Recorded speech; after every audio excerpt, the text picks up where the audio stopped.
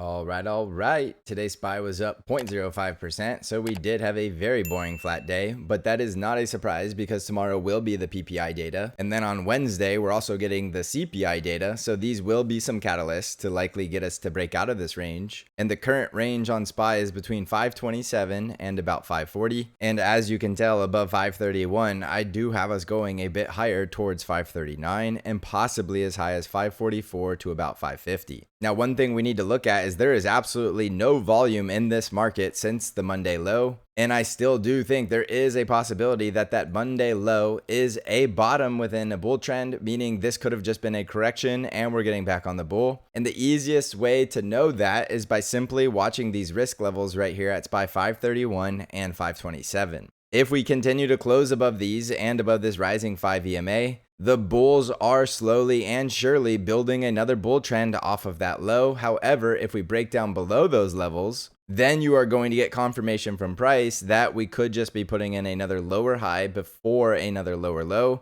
So I do want you to respect this scenario of a downtrend while we have the lower highs from the previous highs that we got rejected from, knowing this is a very valid scenario that we could still be in a downtrend going lower, especially while we're trading below the negative 50 EMA and the negative 20 daily moving average. So there is reasons why people should be bearish and there are reasons to be cautious, but if you zoom out and look at those weekly charts and the greater degree bull trend, there are also reasons why bulls will be buying the dip. So I think this is probably one of the markets that will make the most sense to see equal-minded bears and bulls alike. Previously, as you know, I was very bullish during the bull trend, but now the chart is not telling us to be extremely bullish any longer. If you are bullish here, you are being cautiously bullish because you need to respect the daily downtrend that could start to get worse. So as I always tell you, move like water, know these risk levels. As long as you're managing risk and moving like water, there is nothing the market can do to catch you off guard. It is only if you're one of those bears that is already assuming we're going lower from this rejection coming up, or one of those bulls who think we're going to blast right through it and there's no way we could possibly find resistance. Those are the only traders who are likely going to get hurt over the coming weeks because they are not looking at it objectively and willing to understand both scenarios. So yes, the market can go up or it can go down. We know that to be true. It is not a matter of guessing which direction will be correct from here because we don't have any strong trends in either direction. Remember, when you have a strong trend, you are going to do very well going in the direction of that trend. And if this is developing into a very powerful bear trend, we need evidence by seeing a rejection of this resistance and a break of this support. Otherwise, the bulls are the ones taking back control off the Monday low and building higher lows and higher highs as they develop another bull trend. So I think it's a very good idea to be extremely flexible right here. Do not rule out any possibilities. You have very clear risk levels at 531 support and 527 and very clear resistance above just below 540 and 544. If we get a break of this range to the downside below support or to the upside above resistance, then and only then will we have a clear idea of who is winning this battle. In the meantime, with this volatility, it's a good time to be a day trader or just have tight management on your swing trades. And I'll say it again, I don't think it matters if you're going short or long, but in the very near term, it does look like the bulls are trying to push a little bit higher and the PPI data could be the catalyst to get us there.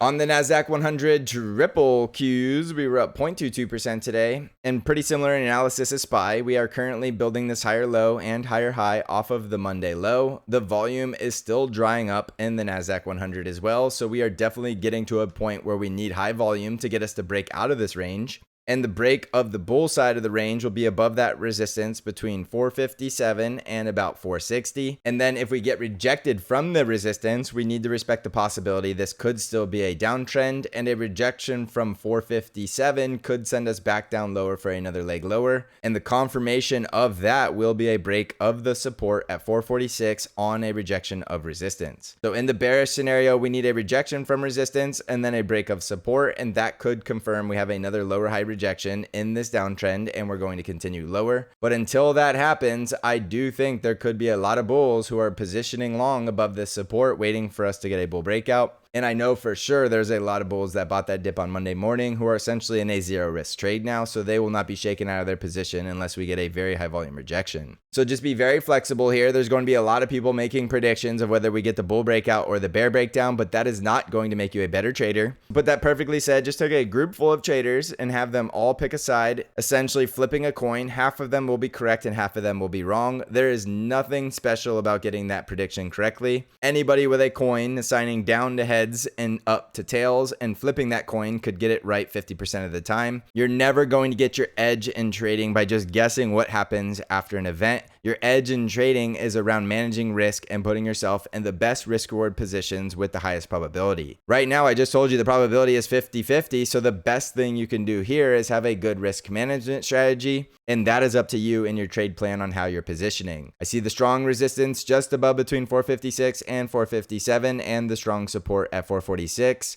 Only price now can tell us whether we're going higher or we're going lower. On the VIX, we were up 1.77% today, and there's one thing I want you to note on the VIX is that we did get a sort of hammer candle here at the rising 20 daily moving average, which could tell us the volatility is not ready to get out of this market just yet. We really want to see the VIX down below 20 and continuing to crush to confirm the bull trend, and that could happen on a bull breakout of resistance. But again, if we get the rejection from resistance and we break support, do expect to see the VIX spiking and staying above 20 for a little bit longer. On Bitcoin, we're currently trading just above 58,700, and this is a very critical level right here at 58,000, because if the bulls are going to show up, we need a higher low here for the bulls and then to continue that bull breakout towards 65,000. But for the bears, if they continue this rejection and they break that support, this will look like a lower high rejection from 62,000, and then it'll look like the bears are ready to push Bitcoin for another leg lower. So this is another 50-50 flip a coin, and half of you are going to be right and half of you are going to be wrong.